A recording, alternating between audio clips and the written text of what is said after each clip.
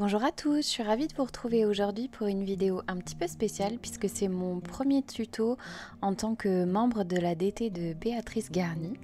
Alors je boude pas mon plaisir d'être membre de cette DT et je dis encore un immense merci à Béatrice.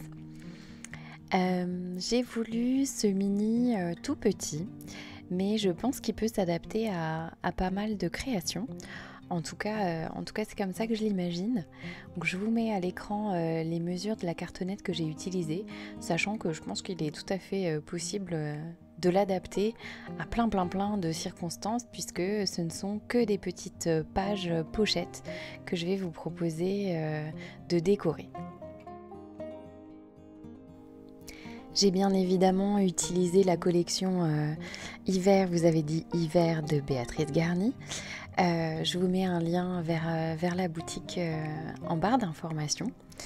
Qu'est-ce que je voulais dire? Ah oui, là j'utilise une suédine de chez Craftelier, que je coupe au cutter, ça va pas trop mal hein, si on y met suffisamment de force. Dessus, comme vous pourrez le voir, j'ai pris mes mesures pour pouvoir faire mes différentes charnières avec cette suédine et pas avec le papier, parce que je trouve qu'à l'usure le papier c'est pas forcément idéal. J'ai toujours peur de l'abîmer, donc du coup la suédine c'est l'option sécurité. Donc après j'ai sélectionné un papier de couverture. Donc, je vais venir coller ma petite cartonnette. Donc ça c'est le fond, donc la plus grande, qui fait, si je ne m'abuse, 15 cm sur 10. Ensuite il y a un deuxième grand retour qui lui fait 14 sur 10 cm toujours. Et puis après j'ai mes petits éléments de reliure. Donc j'ai voulu une couverture un petit peu déstructurée, enfin en tout cas avec un petit retour. Ça s'est plutôt pas mal passé dans l'ensemble, même si je pense que, vous voyez, je me suis fait un retour sur le papier de seulement 1 cm. Je pense que j'aurais pu viser un peu plus. Donc entre chacune de mes cartonnettes, il y a 0,5. Donc ça c'est la partie un petit peu technique de la reliure. Mais vous voyez, de marge, je me suis laissé qu'1 cm et je pense que ça mériterait 1,5 cm pour être un petit peu plus à l'aise au niveau charnière. Bon après, il fonctionne très bien, hein, il s'ouvre, il se ferme, rien ne s'est déchiré, je vous rassure. Et pourtant, je le manipule hein, pour le prendre en photo dans tous les sens, je teste. Voilà. Donc sinon, comme vous pouvez voir, j'utilise la colle scotch depuis quelques semaines déjà, depuis quelques mois même, depuis quelques albums, on va dire, et j'en suis toujours aussi contente. Franchement, je trouve que c'est un rapport qualité-prix que je recommande. Voilà, donc là même la suédine, je l'ai collée avec, j'ai absolument tout collé avec. Et c'est top. Donc je remborde mes deux éléments de couverture, et puis après je vais venir faire les petites reliures en commençant par celle du milieu du coup. Alors je m'étais fait un petit repère avec ça, les ronds avec la croix, vous voyez, pour ne pas oublier les aimants, mais en fait j'ai absolument pas collé la bonne cartonnette. Donc bon voilà. Donc là au pifomètre je me laisse un petit 2 mm je dirais pour le pli de ma charnière. C'était pifomètre, hein. Mais ça fonctionne étant donné que j'ai une cartonnette qui est pas très épaisse.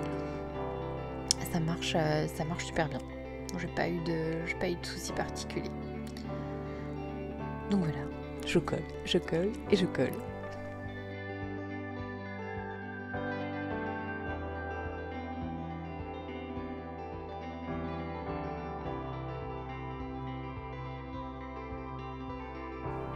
Donc là, je viens coller mon second élément charnière.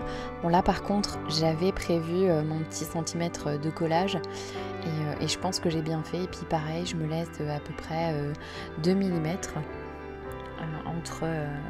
entre ma couverture et cet élément un peu charnière. Et ensuite, je viens simplement remborder mes côtés. J'avais juste oublié de faire les petits angles, donc je rattrape le coup. Et puis ensuite je viens coller ma suédine. Donc sur cette partie-là viendront les aimants qui serviront de fermeture. Après, je pense qu'on peut tout à fait imaginer un autre système ou un bouton avec un élastique ou plein d'autres choses. Je pense que c'est une petite reliure qui ouvre à la créativité et qui peut s'adapter à plein d'envies. Voilà, on maroufle bien, on écrase bien dans les angles. Ça, vous connaissez la rengaine. Donc là, enfin, je viens placer mes petits aimants. Donc j'ai simplement mis du double face au préalable. Et puis, je vais les enfermer dans un peu de suédine. Alors j'ai failli écrire dessus au crayon de papier, ce qui était une mauvaise idée. Et je me rattrape en pensant à la retourner pour pouvoir découper mes petits morceaux. Mais vous verrez, après j'ai fait une grosse cata au crayon de papier sur la suédine. C'était fantastique. Bon, je pense qu'on fait toutes des erreurs. Ôtez-moi d'un doute. Vous en faites aussi, des petites boulettes. Bon, c'est pas grave, c'est toujours rattrapable et il suffit de s'appliquer un petit peu pour limiter la casse. Donc là, toujours pareil, je vais coller à la colle scotch et puis je commence de l'intérieur vers l'extérieur. Je m'adapte bien et à mes plis et à mes petits aimants. Je vais vraiment appliquer la suédine partout autour en insistant un petit peu. Voilà, parce que ça ne me gêne pas qu'il se voit un petit peu en relief. J'aime autant que mon papier de reliure soit vraiment bien collé. Donc ensuite, je vais venir cacher ma reliure. J'allais dire autre chose, mais non. Cacher ma reliure intérieure. Je procède souvent par étapes. Je pense même faire recouvrir l'intérieur déjà de l'album avant de m'attaquer à la fermeture avec aimant. Je pense, je ne sais plus.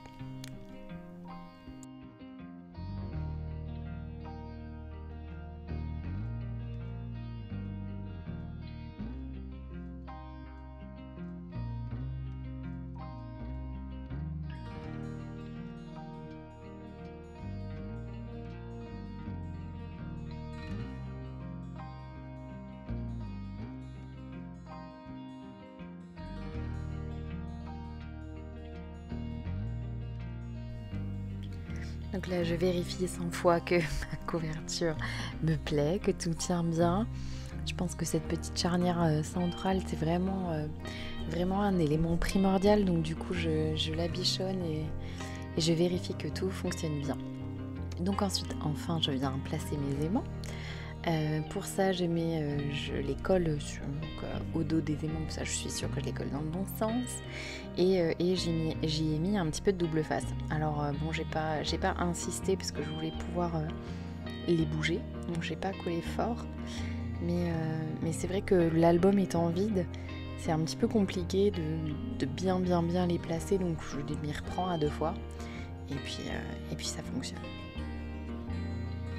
Après, c'est pas... j'ai utilisé des aimants qui sont pas particulièrement forts. Je sais plus où je les avais achetés, mais c'est vrai qu'ils sont un peu décevants. Mais bon, ça fait le job, hein. C'est tout petit, tout léger. Donc voilà, à l'intérieur, il n'y a pas... on en met quand même, mais vous verrez, il n'y a pas non plus... c'est pas un énorme album très lourd ou autre. Donc la petite fermeture là suffit et tient très bien. Sur la couverture, je les ai cachés avec... j'ai fait des découpes dans la suédine, des petites découpes rondes, et puis je suis venue cacher les aimants comme ça. Je vais rajouter un petit élément, un ruban en velours blanc, parce que je trouve que le raccord à l'intérieur de mon album n'était pas super... sur un côté, le raccord avec le papier rose. Donc du coup, je me suis dit pourquoi pas rajouter une petite touche douce à l'intérieur et à l'extérieur du coup de l'album. Donc rien rien de plus simple, si ce n'est qu'il faut encore le couper parfaitement à la bonne longueur. Puis j'ai fait un petit peu tout plucher, mais bon, j'ai fait une petite ligne de colle comme là, voilà. Et du coup, le fil s'est arrêté. Parce que je voulais pas raccrocher dedans. Et puis voilà quoi, tirer sur un fil. Vous voyez ce que je veux dire. Donc du coup, c'est vrai que ça apporte un petit quelque chose. J'ai fait un petit retour sur l'envers de l'album. Et puis voilà, en utilisant toujours la même technique, mais sauf que là, j'ai pris ma mesure avant. Et comme ça, je suis parfaite. Enfin, j'ai une mesure parfaite au moment du collage. C'est un petit peu plus simple que de venir couper le ruban une fois qu'il est plein de scotch. C'est pas forcément l'idéal. Donc voilà, je l'ai fait avant.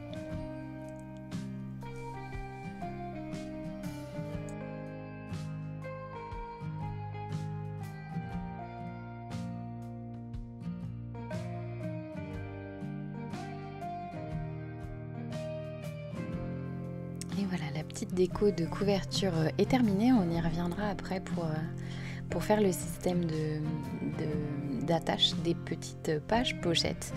Mais déjà, je vais les découper. Donc du coup, c'est dans du papier A4. Je me fais une grande bande de 9 cm. Ensuite, je coupe à 29. Et puis, je vais venir me faire des marques, donc à 1 cm et à 14 en le retournant du coup, pour avoir deux espaces de 14 cm.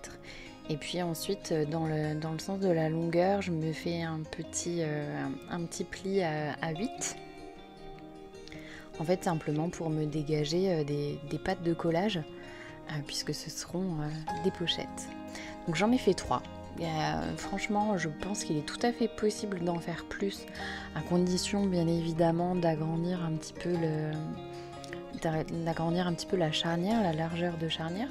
Mais je pense que, voilà, après on peut en faire vraiment beaucoup. Donc c'est là que je vais faire ma bourde.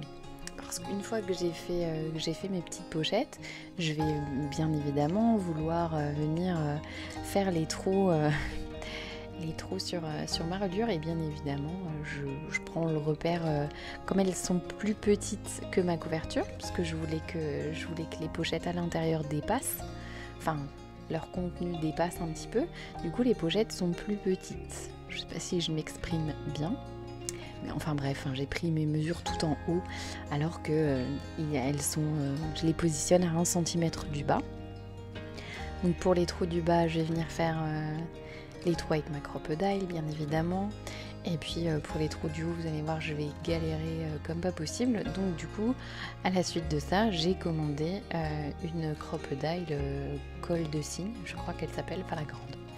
Du coup, voilà, j'en ai un peu marre de galérer avec mes petits machins, là, mes poinçons. Ça fonctionne, hein, mais c'est très long, c'est très chiant. Du coup, j'ai fait un trou qui n'est pas tout à fait droit. Ça m'a beaucoup énervé. Donc voilà, de rage, j'ai commandé une crocodile. Voilà, c'était ma petite confession du jour. Donc ensuite, une fois que laborieusement mes trous sont faits, je vais venir simplement glisser des petites ficelles. Donc, je sais plus, ça c'est des petits machins que j'ai, de la laine je crois, ou un truc accroché, du coton peut-être. Donc là ce coup-ci la crocodile est parfaite pour faire les petits trous des pages pochettes. J'ai pris un repère à 1 cm, je crois que vous m'avez vu le faire, voilà, pour faire les petits trous. Et puis du coup, voilà, entre chaque trou de ma couverture, en fait, j'ai pris le même espace qu'entre les deux trous des pages pochettes. Avant de les fermer, bien évidemment, je fais du coup mon nœud. Comme ça, il sera caché à l'intérieur. Il ne me gêne pas du tout pour les petites pages que je viens glisser à l'intérieur. On pourrait même imaginer rajouter des tags, rajouter plein de choses à l'intérieur, parce que mine de rien, on pourrait en mettre dedans. Elles sont un petit peu bombées d'ailleurs. Je pense que c'est à cause du nœud ou du système de fermeture. Peut-être comme j'ai pris, j'en sais rien. Mais vous voyez, elles sont bien larges ouvertes, donc on pourrait imaginer y glisser vraiment plein de choses, peut-être pour des souvenirs de vacances, si on a un ticket à mettre dedans, le, le forfait de ski, ou enfin après on peut tout imaginer.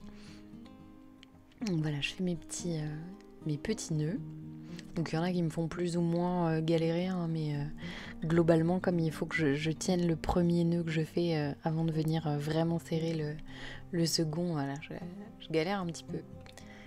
Après, l'avantage de ce genre de reliure, c'est qu'on peut adapter. La seule chose à laquelle je fais attention, c'est de me positionner le plus droite possible.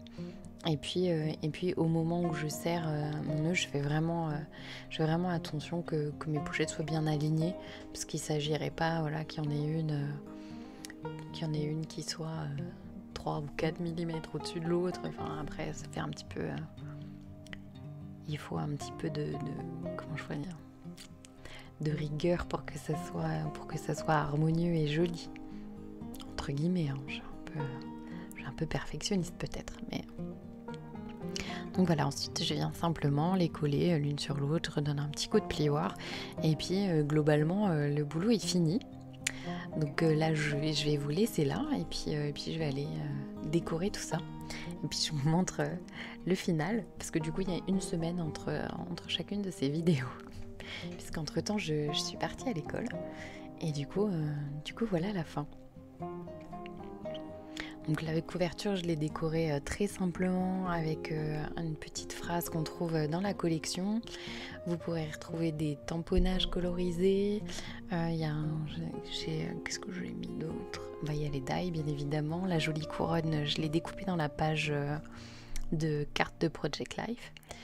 Et puis voilà, j'ai des photos de ma doudou, et puis des photos que j'ai prises à l'école. Donc c'est juste...